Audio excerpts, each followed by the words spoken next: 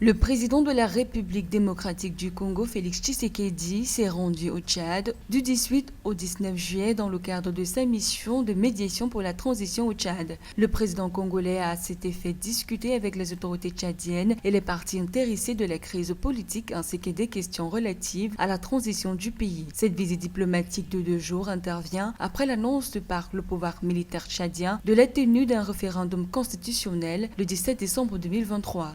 Au nom de l'amour que j'ai pour l'Afrique et du souhait que j'aimais tout le temps de vouloir voir cette Afrique, notre terre, à tous en paix et stable, j'ai accepté cette mission avec honneur.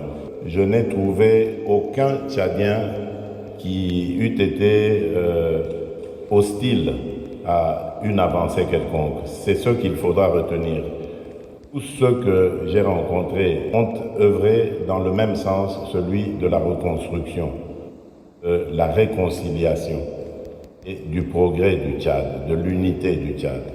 C'est rassurant et même encourageant. Lundi 17 juillet, le gouvernement tchadien a déclaré que les campagnes pour le référendum commenceront le 25 novembre et que le vote des Tchadiens vivant à l'étranger et des membres de forces de défense et de sécurité aura lieu le 16 décembre. Le 26 juin, le Parlement provisoire a approuvé un projet de constitution proposé par le gouvernement sans amendement, préparant ainsi le terrain pour le référendum. Le gouvernement dirigé par le général Mamad Déby, mis en place en avril 2021 à la suite de l'assassinat du président Idriss Déby, devra prendre fin en 2024. Il est question pour le facilitateur de la CEAC de s'assurer d'une transition pacifique.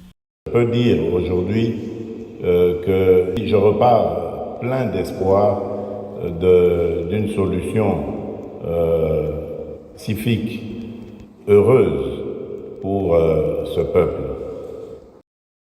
Notons que cette rencontre du président Tshisekedi, facilitateur de la CEAC depuis avril 2022, a permis de rencontrer les dirigeants de partis politiques, des membres de la société civile ainsi que des représentants de la communauté internationale. Selon les services de communication de la présidence congolaise, le facilitateur de la CEAC appelle à une plus grande inclusivité du processus de transition en prêtant une oreille attentive aux revendications des partis politiques, des mouvements politico-militaires, des organisations de la société civile et des confessions religieuses.